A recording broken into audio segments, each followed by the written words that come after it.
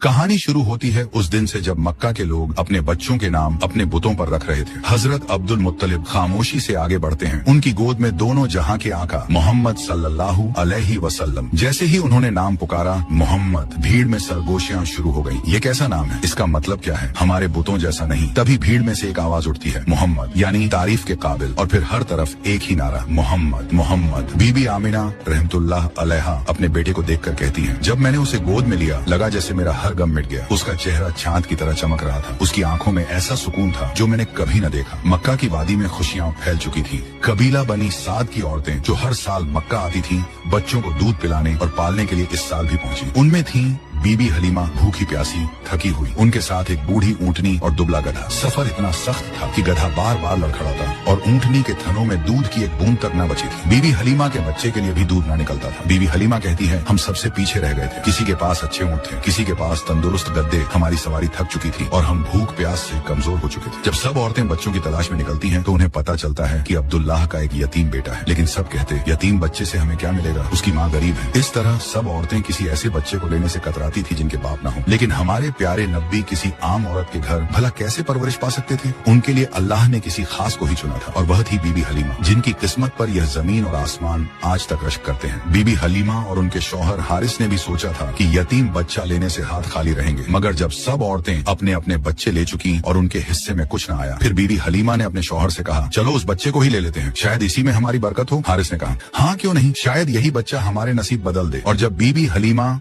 बीबी आमिना रहमतुल्लाह अलैहा के घर पहुंची तो उन्होंने देखा और आगे क्या हुआ जानने के लिए पार्ट 2 जरूर देखें।